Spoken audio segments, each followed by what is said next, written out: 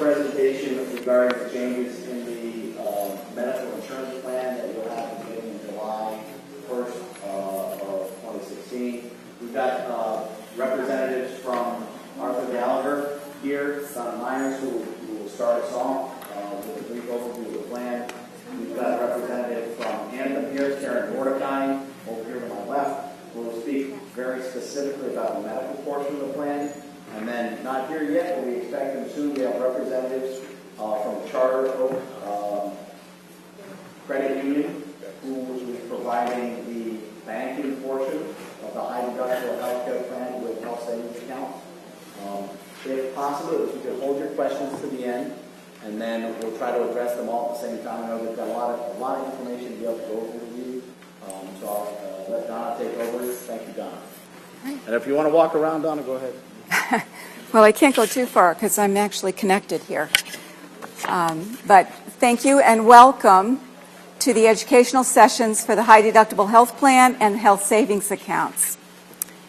We're going to talk today about how the plan works at a high level. Then we're going to drill down and go to some of the specifics. And after that, we're going to turn it over to our Anthem rep to tell you specifically how your plan works and give you a chance to see in action some of the details about how you can use your new plan.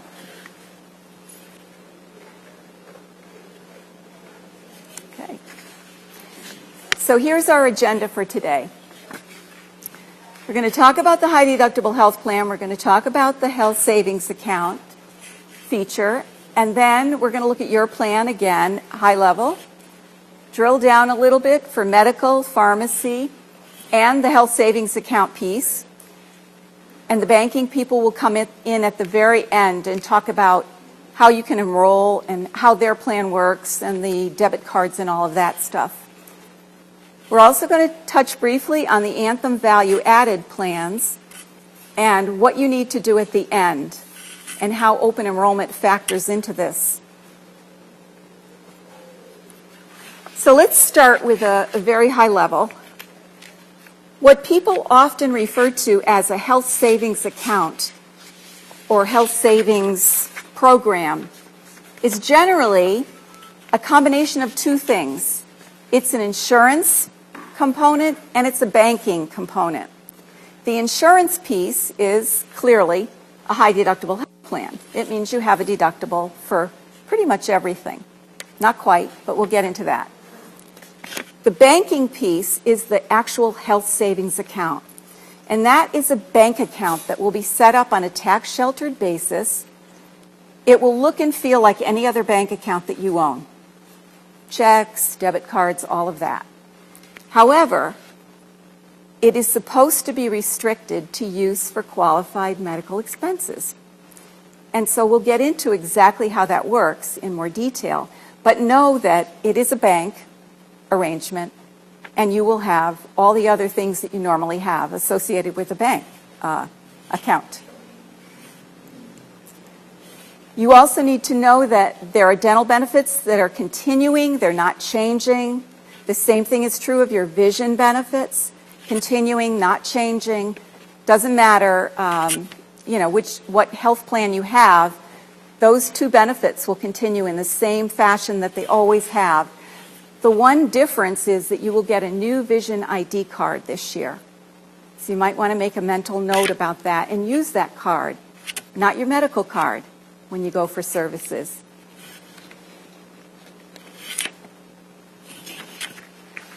So your new plan is called a Luminos plan. And the Luminos plan is very similar in some respects to what you now have. The similarities are that it uses the same network as the Century Preferred Copay plan, so you don't need to worry about finding new doctors or verifying that your existing doctors are in the plan. That part continues. The other similarity is that the coverage is for the same kinds of expenses. So if something's covered now, it will be covered then. It may be covered a little differently, but that's what we're going to talk about today so that you can understand how that works. One of the differences is that copays no longer apply.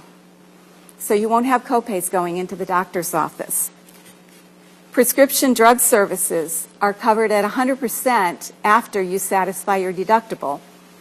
But medical and prescription charges are all subject to your deductible. Again, dental's the same as always. It's all separate. Another difference, preventive services are not part of your deductible. They are covered at 100%. It's like an extra layer of benefits right off the top. So for a woman's normal OBGYN visit, other routine physicals that men and women and children all go for each year, those things, including the kids' shots, those are all covered in full at 100% at a participating provider. So if you're using participating providers now, your preventive services will be covered in full. Your particular Luminos plan is going to have a $2,000 deductible for a single person and a $4,000 deductible for a family person. Now, to help you with this new expense, the Board of Education is going to contribute half of your deductible. So for a single person, they're going to contribute $1,000 into your bank account. For a family, they're going to contribute $2,000, half of your deductible.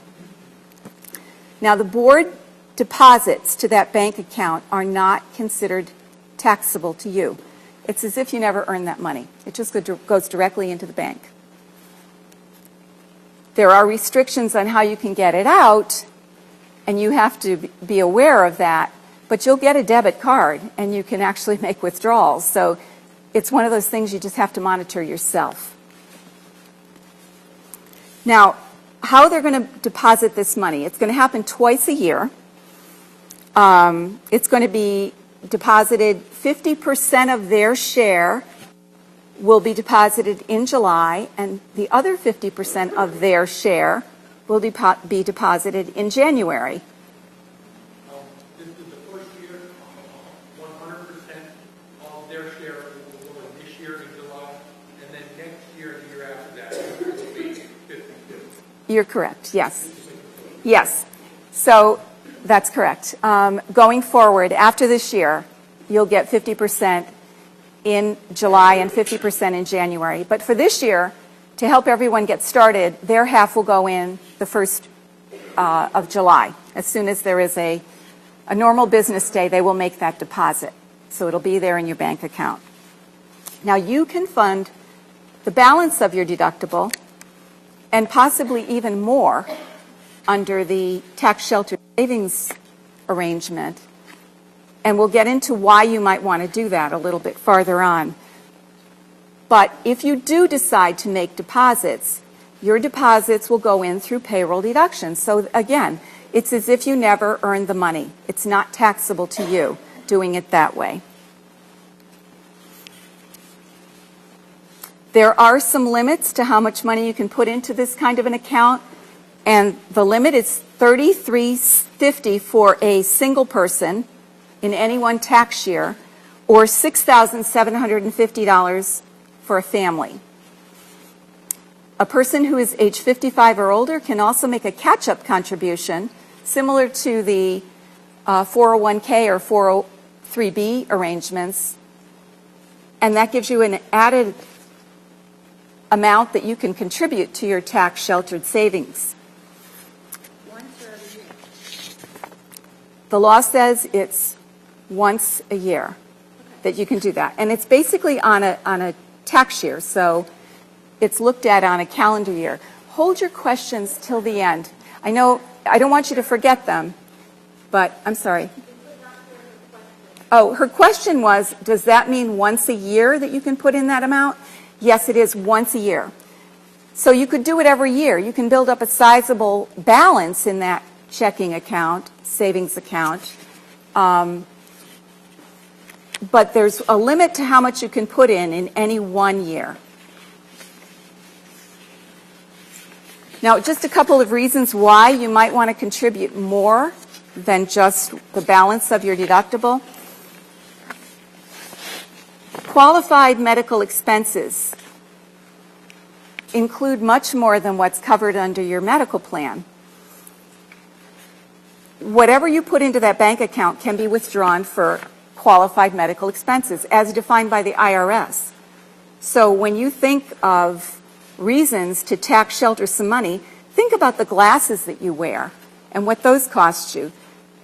Even when you have insurance, it never covers the whole cost for a good pair of glasses. Contact lenses, sometimes even eye exams if you go more frequently than your plan allows. Also dental. There are some expenses with dental that are not covered under any plan generally, like implants. Most large ticket items, like root canals and things of that nature, those are covered at a percentage. So all those expensive things that you might have lined up for you in your future are things that you can use your tax-sheltered savings account for. So that's something to be aware of and to anticipate. Just like you do with a flexible spending account now, if you have options to put money into a flexible spending account, the expenses that you can use this money for in the health savings account are the same expenses. And it's all listed on the IRS website under publication 502. So you could look there and get a complete list, but the Anthem rep has conveniently placed in your packets a pretty good list of most of the expenses that we're concerned about or might even encounter. So when you're planning ahead, you can think about those things. And that's a good reason why you might want to put more money aside than just your deductible. And to get back to that point, you don't even have to put money in yourself into the health savings account. When you think about what you want to put in there, if money is tight, and oftentimes for people starting out in their careers, they're not really looking to put money into a savings account, they'll just minimize what their out-of-pocket is. I think personally I would recommend that you fund up to the deductible, but no one's going to be looking over your shoulder and saying you have to do that. Another aspect of the health savings account is that you do not have to use the money by any particular deadline. As a matter of fact, if you have qualified expenses, let's say in the second half of this year, you're not obligated to take the money out before the end of the year. You could take it out next year. You could take it out at any time. There's no deadline. There's no pressure to do that. Just know that if you're keeping records on what your expenses are, that you will be entitled to remove that money at some point without any tax impact. What you should also know about that money is that if you use it inappropriately, let's say you use it for something that's not a qualified expense, you take it out and you go on vacation with it. If you are ever audited by the IRS, they will hit you not only with taxes on the money that you used inappropriately, they will also hit you with a 20% penalty, which is sizable. So you definitely don't want to use that money inappropriately. However, the interest that's accumulated on your bank account is tax-free.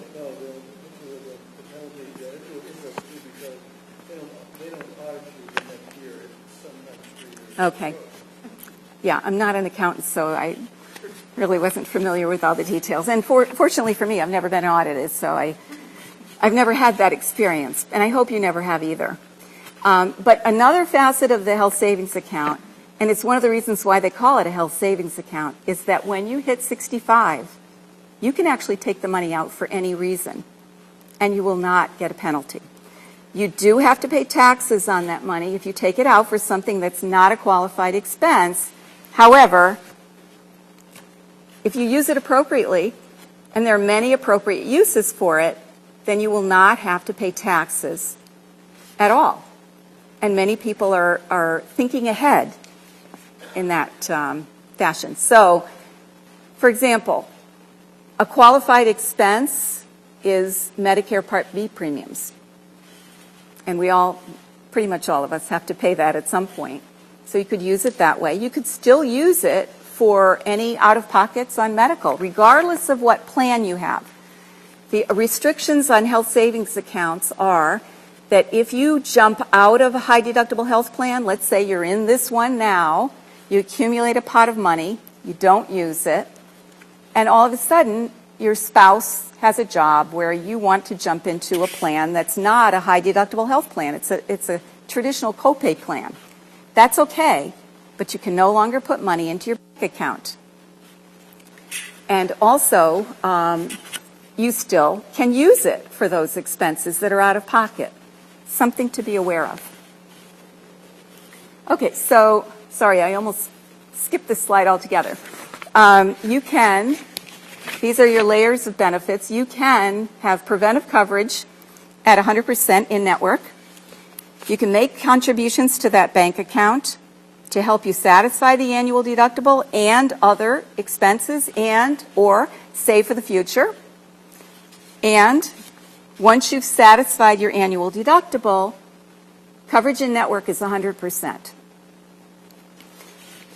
You can also earn dollars in the cash rewards account, and more on that from Anthem later, to help you offset that deductible. So that's satisfying the requirements of certain programs. Money goes into your health savings account on your behalf to help you satisfy your deductible or accumulate cash if that's what you want to do. And incidentally, the programs are generally promoting healthy behaviors, or they're helping you to deal better with certain conditions that you may have that they have programs for. So these are added things that can be useful to you. And there's also an annual out-of-pocket maximum that protects you from large medical expenses on the out-of-network side. So here's your high-deductible health plan, HSA, at a glance. And this is on page 7 in your handout. If you're looking at this, once again, the very top level is preventive care, covered at 100% in network. And then the gold bar is the HSA, or the bank account, with Ledyard Public Schools funding a portion of your annual deductible. So that would be half. And then the annual deductible is shown underneath, $2,000 for single, $4,000 for family, just as we said before. And then the benefit structure. In network, medical and prescriptions are covered at 100% after the deductible. Out of network, it's 80%. Now, it's 80% of what's allowable. So if anyone's using out of network benefits right now, you may have encountered a situation where you didn't get what you anticipated because 80% was determined based upon what Anthem would have paid, not based upon necessarily what the doctor charges. So it's one of those situations that if going into it, you know that your provider is not participating, you can try to get a heads up on what might be covered first so there are no surprises. And so for out-of-network, there is an out-of-pocket maximum of $3,000 for a single person, excuse me, and $6,000 for a family. Now, it doesn't really come into play for in-network because in-network you just have a deductible, and then it's 100%.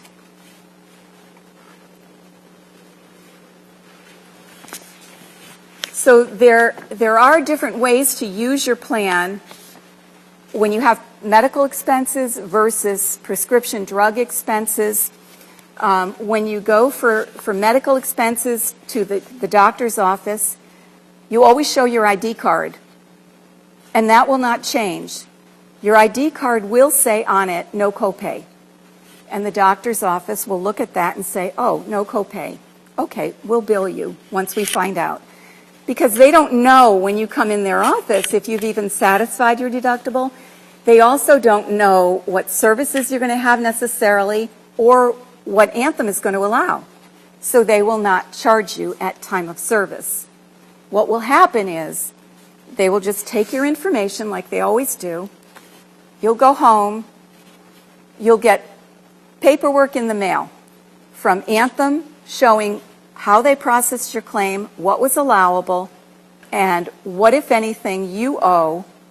They'll take into account your deductible and where you stand on that. You'll get a statement showing you what you may owe. and where you stand on your deductible. Your doctor's office will also be sending you paperwork. They'll send you a statement that says, we billed your insurance company, they paid this amount, or didn't, let's say they allowed this amount, and now you owe this amount. And it could be the exact amount that's allowed, or it could be reduced because perhaps you're satisfying your deductible. Going for prescriptions at a pharmacy is a different process because you'll still show your ID card as you always have, but because the pharmaceutical systems are all computerized, they not only know when you walk in there what they're going to charge you for a particular drug, they also know if you've satisfied your deductible or not. So there is where you will have to use either the debit card from your account or some other method of payment. And you might be saying, well, why would I use another method of payment? Well, I personally, whenever I went for services, would use my credit card. I use it because I like to get the points back. I like to get the air miles. It's either cash or air miles generally. And it also was a paper trail for me, and I found it easier to do that. Some people prefer to just simply use that bank card that you get, and it acts like a debit card, and you can swipe it. It will only allow you to withdraw expenses for qualified medical expenses that are allowed. There's apparently something in the system. I've heard of people that have gone and just inadvertently put, a magazine on the counter and it all added up and the card wouldn't go through. So you do also have to be careful for the balance in your bank account to make sure that when you're using it, there is money in there, obviously. But just so you know, you will have the option of doing it in different ways. The important thing to remember is that medical expenses do not generally get paid at point of service. Prescription drugs do, and they will also know how much to charge you. You will not pay the same rate as someone who didn't have insurance. You'll pay whatever Anthem would pay for that same charge. Now, if you have out-of-network expenses, of course, you're going to have to file claims for those.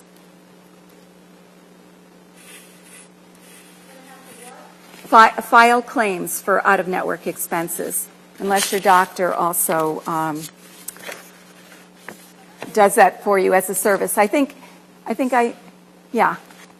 it's time for Karen to take over from Anthem.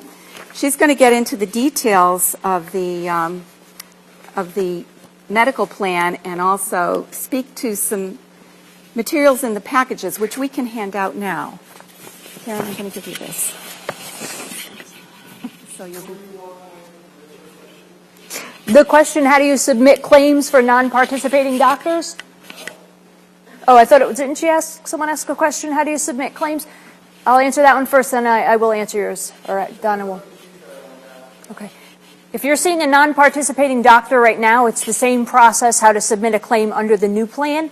If you've never submitted a claim for a non-participating doctor, it's using a claim form from Anthem and you're submitting it to the North Haven address. If you need claim forms, Therese has some, or I can email them to her. But it's you get an itemized bill from the provider's office and you attach a claim form to it with your membership ID number and mail it into the address on the envelope. What was your question? You just stated that your credit card can be a helpful thing for pharmacy earn your points still. How do you then take the money out of your HSA to pay off that portion? If you were to use your own personal credit card and you don't touch the money in your HSA bank account, you can pay yourself back. When you open up the bank account, you get a debit card and a checkbook rather. Say you pay $200 for a prescription, you can take a check and write it out to yourself from the bank account. What I'm going to do is go over the information that is on this fact sheet that's being passed out to you, and also some of the material that's in this folder. 1 minute.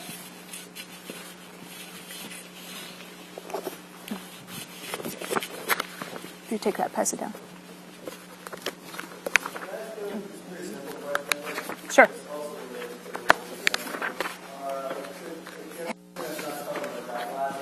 Yes.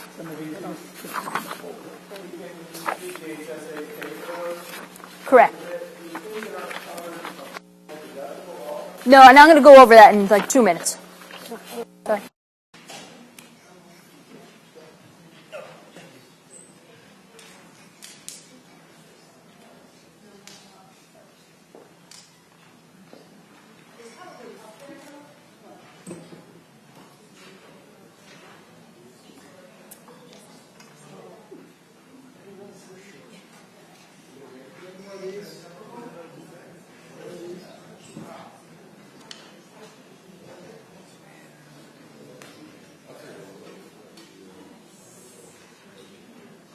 Okay, so the information I'm going to go over is on this sheet and also in the blue folder. This is an Anthem fact sheet, and it goes into a description of how the plan works. I like to always differentiate the two because I know when the plan was rolled out to me and they told me I had to explain it to people, I thought, oh great, this is going to be interesting because it is confusing when you hear about it. What I like to do is separate the two, one into the bank account, and then one, the medical plan. The bottom line is all of the services that you have now under your PPO plan will continue to be covered. You're not losing any benefits. The difference is the way that we're processing the charges. The charges are all subject to a deductible, with the exception of preventive care. And I'm going to go through and explain the scenarios and try to think of the common questions that I get. The majority of my groups all have HSAs, and when we roll the plan out, just to absorb how the two work together, it's tough to understand it. But I'm going to try to go through as much as possible, and also give a scenario of what happens 3 months from now when all of a sudden you're getting bills.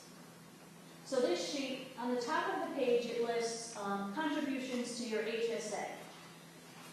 That section on the top right, that's the IRS maximum contribution That you can put in. Now, Donna mentioned it earlier. This is the amount the IRS says you can put up to this amount if you choose. Do you have to? You don't have to at all. It's just telling you the government is letting you put some extra money in above your deductible. That is the amount if you choose to. The main thing on this page is right in the middle. See the word bridge? It says $2,000 or $4,000 deductible.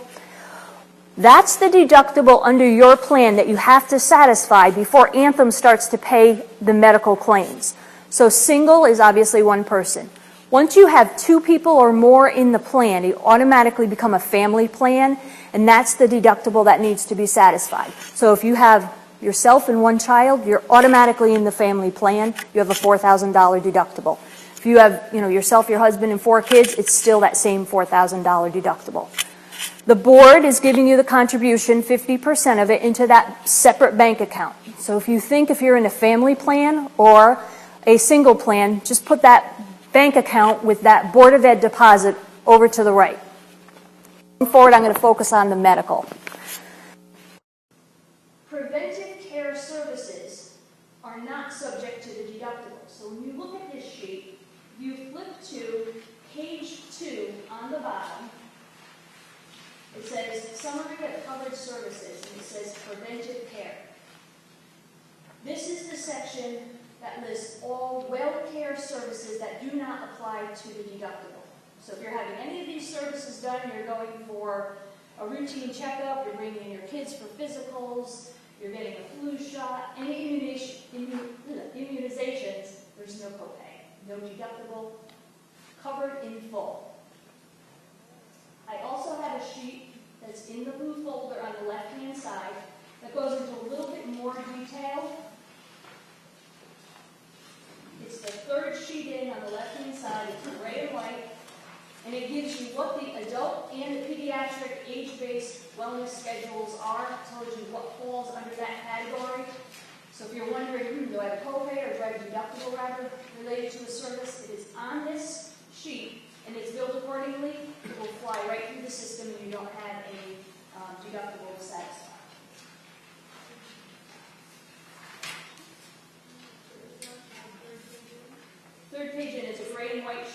the left. If you flip to the next page, again on the fact sheet that I was going through, these are all of the services that are subject to a deductible. And the easiest way that I can explain that is, if you have a diagnosis that you're being treated for, you're going to the hospital, you have an accident, you have any reason that is tied to a diagnosis, you have a backache, you have a heart issue, you've been treated for X amount of years for a heart condition, you're going every year because you have to go get that checkup. If you have diabetes or a history of some type of a condition, that doesn't fall into the well category anymore. You need to go because your doctor is saying, look, we want to manage this condition.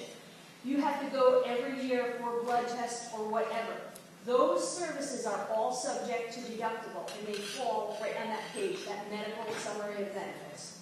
So prescription drugs, office visits, inpatient hospitalization, everything on there. Where's that? That's page 3. On the fact sheet that I handed out.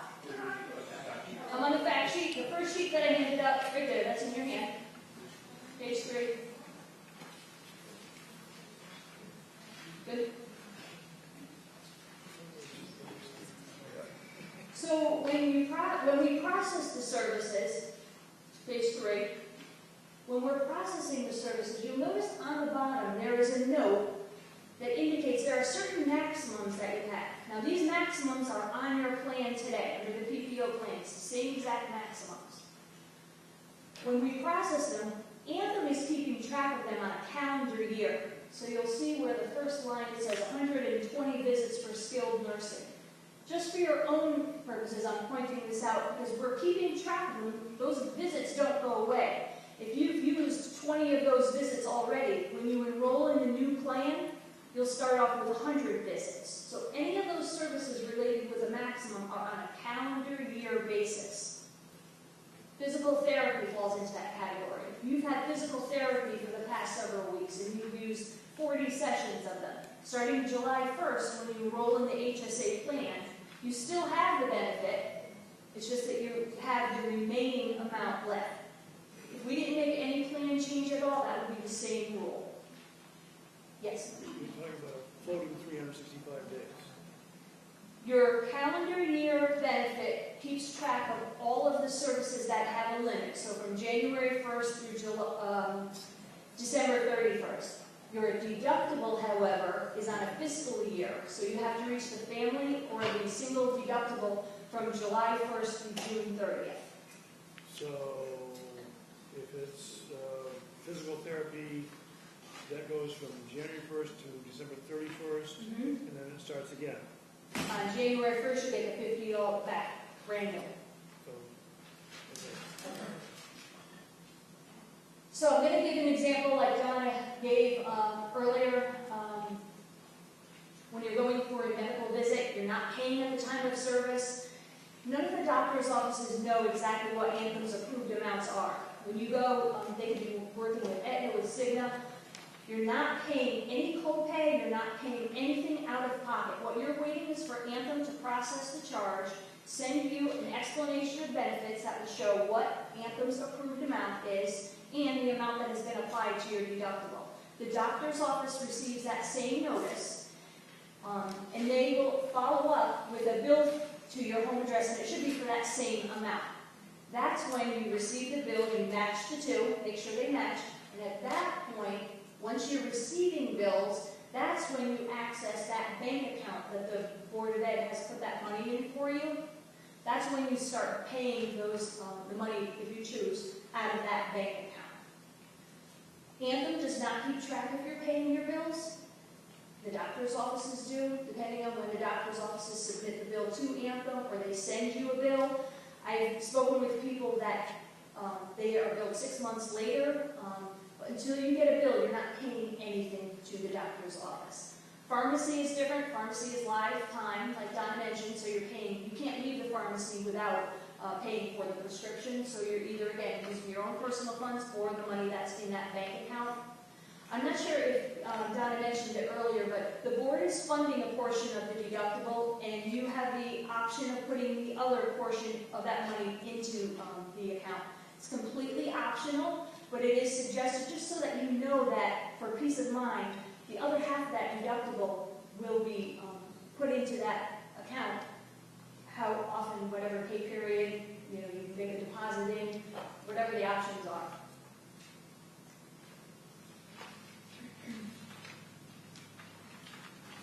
Okay, so I went over what the medical services are, all the conditions that are subject to that deductible. I explained how you pay either a medical bill or a pharmacy bill. When you have that bank account that's set up, you're putting in your money if you choose to. The board has contributed their contribution. In addition to the money that is in that account, you can withdraw money for qualified medical expenses. And there's a sheet that's in the folder, again, on the left-hand side of the folder. It is an orange and white and blue sheet. This is a sheet that summarizes what the qualified expenses are. It's on the left-hand side of the folder.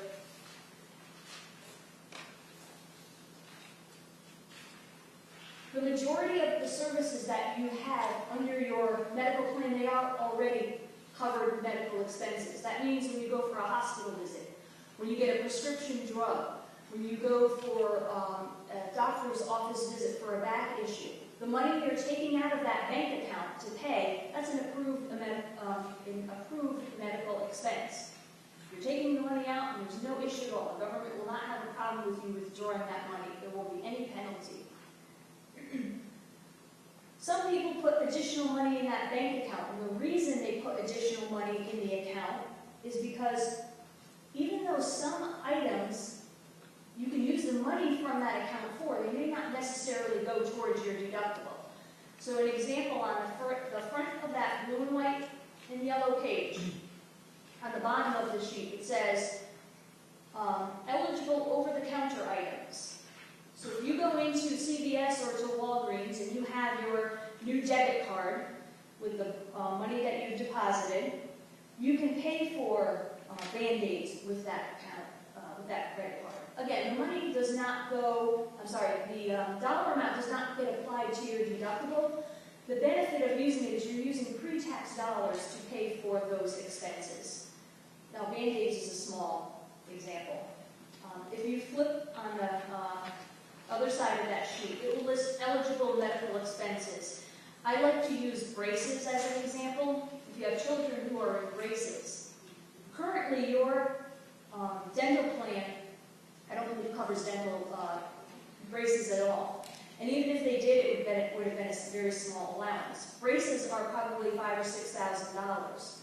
What the plan will allow you to do is you can put that extra money in. Cover your deductible amount if you have a family or a single plan. Cover the difference, but in addition to that, you put extra money in on a pre-tax basis to help you pay for a dental expense. Maybe you have a cap or crown you're going to have. Again, and the medical plan, or rather the dental plan, only pays a portion of it. You're going to have to pay the other half of it. Why not put money aside on that pre-tax basis, and then when the bill comes in for that dental service, write the check out of that bank account? If you want further information on the qualified medical expenses, this is a short list, obviously. The government has a publication 502, and the address is listed right at the bottom of the sheet. It goes into great detail of what are eligible and ineligible. One other item I'd like to point out is on the right-hand side of the blue folder, has, again, it's blue, orange, gold, and white. This is a sheet that gives you directions how to go onto Anthem's website. If you don't view your claims already, this will put you in touch with your claims. I like pointing this out because, first of all, it gives you access to your claim history, to the provider network, you can leave new cards, but also you can go in and you can look at your claims right now. When you go in for an office visit, you're paying your copay.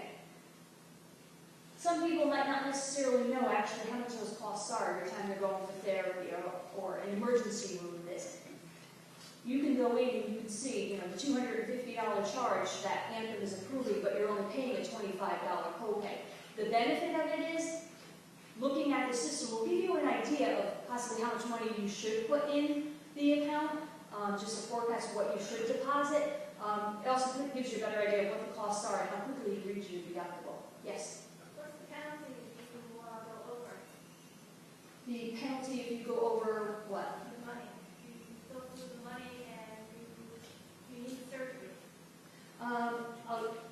Well, you're never going to go over the money. So say if you have a claims for July 5th and you get into an accident and you need to go to the hospital, it's a $20,000 bill.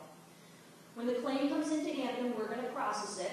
Assuming you're in a family plan, we'll reduce it for the $4,000 deductible, and Anthem will pay the hospital, but you'll receive a statement to show you have a $4,000 bill.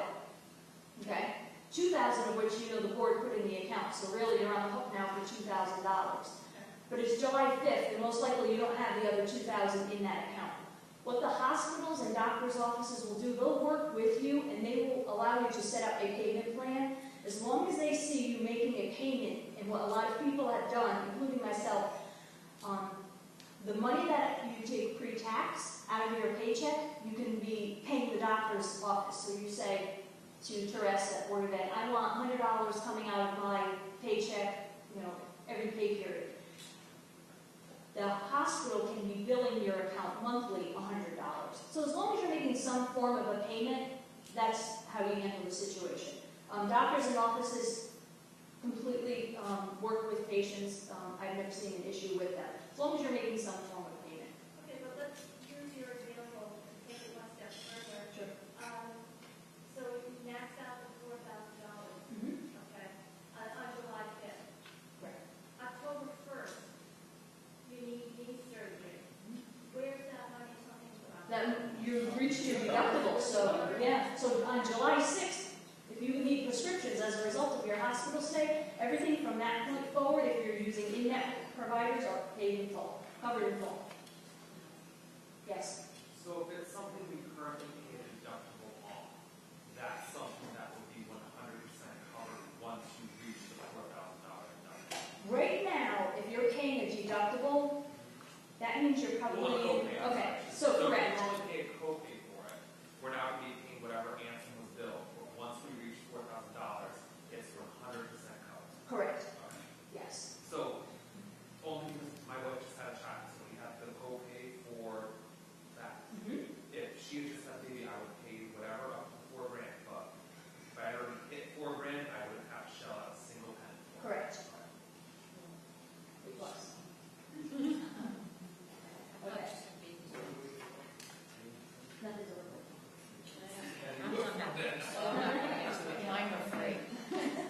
One other item I'm going to point out quickly is this blue and white sheet. It's on the right-hand side, the very last sheet.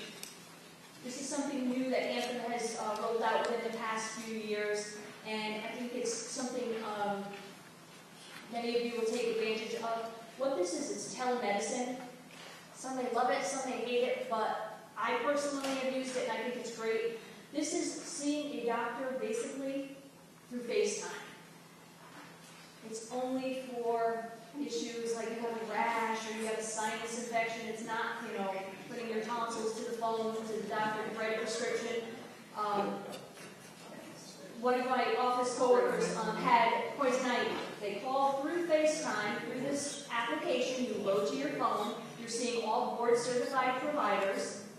They're licensed. You get to see who you're going to deal with. You can choose male, female. You can see their license information. The beauty of this, it is a $49 visit to speak with a licensed professional who can also write a prescription. I said I use it. I always use this example, so sorry because I always repeat it. But I always get sinus infections. I know I need amoxicillin. I know a day supply, the quantity. I call from the privacy of my home. I don't need to leave work. I don't need to get a babysitter. They have the pharmacy information plugged right into this application because I've loaded it. They'll call a prescription immediately in. So it's just a huge savings. When you go on, if you go in through that link that I told you to sign up for Anthem's website, you can see what it actually would have cost if I went to my regular doctor's office. So not only is it a more expensive charge than I believe, and go get my prescription, give it to the pharmacist, it just saves time. But again, it's completely optional. It's just an application you can load to your phone, but it's great for those type of situations where you don't need immediate care. Emergency care, I should say. Okay. One more minute. Do you want me to wrap up and also further questions? Yeah, I'll take questions at the end. Okay. A few more things that Donna's going to go over, then we'll come back up and we'll answer more questions.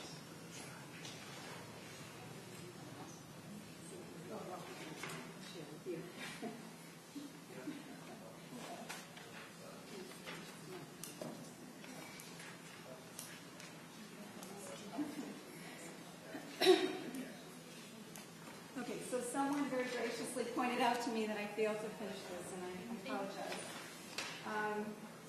Okay, so if you're getting prescriptions at your pharmacy, the way you do that is you go in with your ID card and your HSA debit card or your HSA checkbook or your credit card, any of the above, and they fill your prescription. They know what to charge you. Prescriptions are 100% in-network after your deductible, or 80% out of network, which is pretty hard to do. If you have mail order drugs, you can still go mail order. Still have the convenience of having things delivered right to your home. You'll use the same paperwork, and when you file it, they'll ask you for credit card information. You can use the debit card, you can use any other credit card that you like to use, whatever you want to do. You can send money in with, a check if you know how much it's going to cost. You can call them. Generally, mail order is a little less expensive because they buy in bulk. Now, to move on to some closing details on the HSA, again, to summarize, you can do pre-tax contributions through payroll. You sign up with paperwork. You can make changes during the year if you decide that it's too little, too much, or you just don't want to put any more money in. It's totally up to you. All you need to do is fill out more paperwork with Human Resources, and they will accommodate you. You can contribute up to the maximum that's allowed for a single person or a family, and you can do a catch-up if you're 55 or older. Once again, the website is noted for the IRS qualified expenses. In addition to that, you can make post-tax contributions. Some people might say, well, why would I want to do that? Well, some people just feel more secure if they know the money's there in the bank. You could move money from another account. Obviously, you would have already been taxed on that money, but at the end of the year, you can take, bless you, you can take a tax deduction when you file your taxes the following spring or late winter. And accountants know how to do that. There's an extra form to fill out. They'll assist you with that. And you can take the tax break at that time, at tax filing time.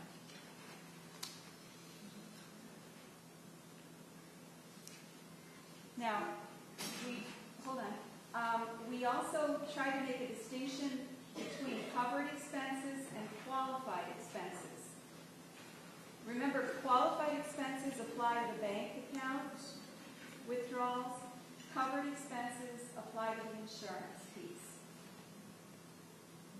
And qualified expenses are governed by the IRS. Covered expenses are determined by the insurance company. That's part of your plan with them. Now, another point I wanted to make with you that we haven't gone over before,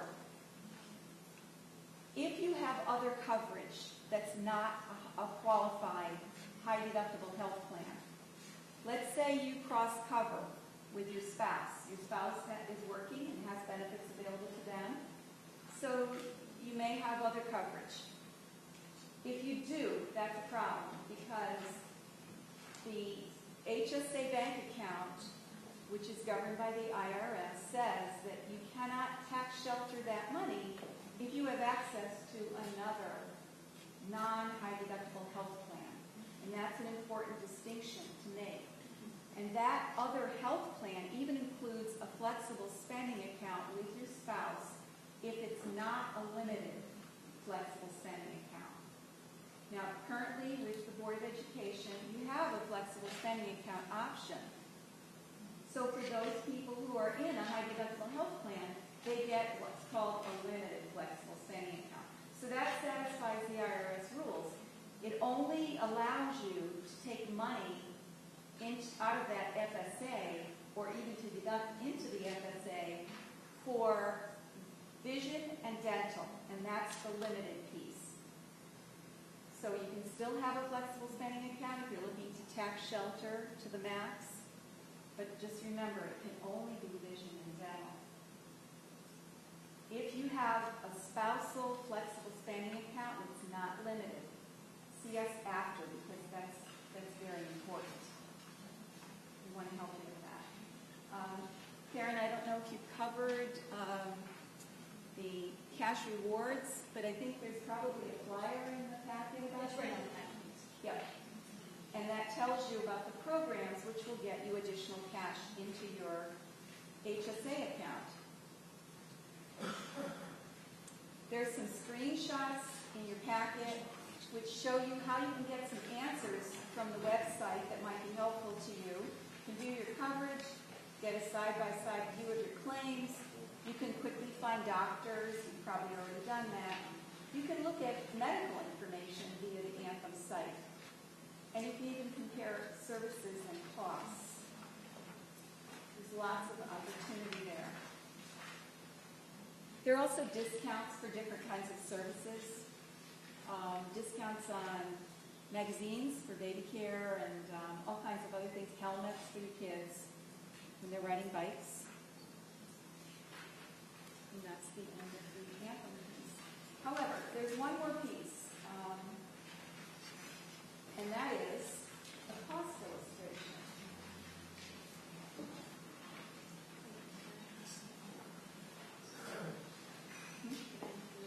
Oh, yeah, and the bank people, we don't want to forget them. Sorry. So this is an illustration to show you the various components of cost. You know that you have premium deductions from your paycheck every payroll. That will not change. You will still have premium deductions. However, your premiums will actually be less. You know that insurance costs go up. If the PPO plan were available, you would definitely be looking at a cost increase. But because you're going to a high deductible health plan, you'll see a premium decrease.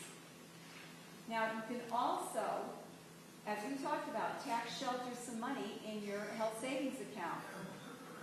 And this worksheet gives you a picture based upon estimated costs at this point of what your premium share would be this year in July 1st versus last year with the PPO plan, the copay plan. In addition to that, at a suggestion from one of your colleagues at an earlier session, we also factored in a contribution to the health savings account to fund it to the maximum, so you could see what that net impact would be. So what you can see at the bottom in that gold box is something that's called total per pay. And that would be if you were putting money into your health savings account for the additional part of the deductible so that you would have your deductible fully funded between the board share and what you would put in, that's how much would come out of your paycheck. So we can entertain questions on this afterward, but I don't want to cut any more time out of our banking representatives than what we have. Sorry. I know you were looking at that, but just to clarify on it real quick. Sure. Because you initially had said the total pay is to max out. Is that the 33.5 or is that the 2,000 for a single person? It's the 2,000 for a single person or 4,000 for a family. Good point. Yeah. Yeah. If you maxed out, yeah. No, that would be if you felt you had additional expenses if you wanted to tax shelter some money for it.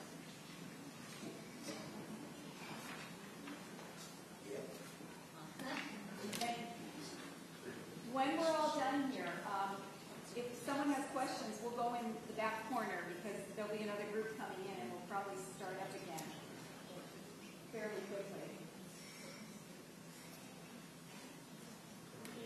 Well, that's for us. You have to wear it, otherwise the machine, the camera can't follow you. Oh, great.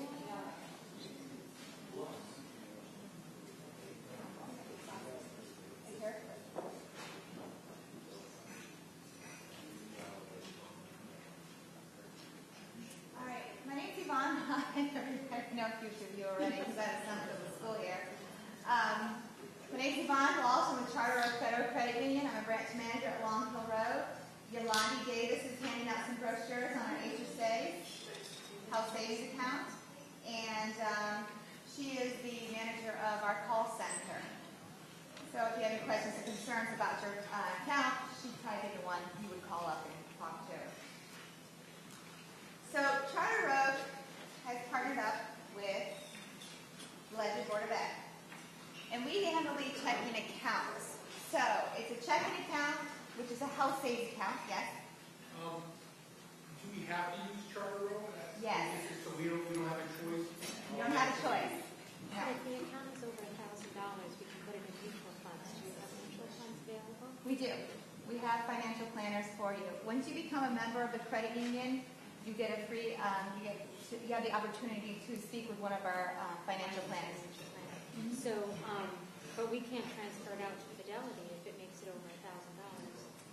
You'd have to speak with your financial planner about that. But you can have a conversion. You can do a health savings account from IRA to mutual. You do Oh, have so we can have one at Fidelity. You We can do- transfer it out to Fidelity. That'd be something you can choose, or you can take what's in your existing health savings transfer it account to another and one. transfer it over to Charter Oak. We do have transfer paper Okay. where we can handle that for you. So we can take what's at Charter Oak and send it to Fidelity. Do with your existing HSA and take it to Charter Oak. No, vice versa. Vice versa, you would like to do that? Yes. So you want to take what's being deposited into it? Right, so we can keep the deductible amount there, and then as it grows, put it with our I Fidelity think you have that HSA. a one-time opportunity. Is that correct, Yolandi? Once a year, transferred over. Transferred over? All right, that's easier. She's asking about moving her money She's out. moving from HSA to another product service. She already has an HSA established, and she. No, you can have your own mutual funds that you want to have in it. If you have an HSA, you can start an HSA anywhere. And you can use the one here from Ledger, but once it's over $1,000, you can transfer it to any mutual fund company that offers an HSA. So you're not, so your answer, I'm sorry. Still don't know what you're talking about. You have the option of taking the money in there and deciding which funds you want to put it into. Right, yes. Yes. Okay. I thought you said roll over something. Not rollover, guys, the rollover. Transfer.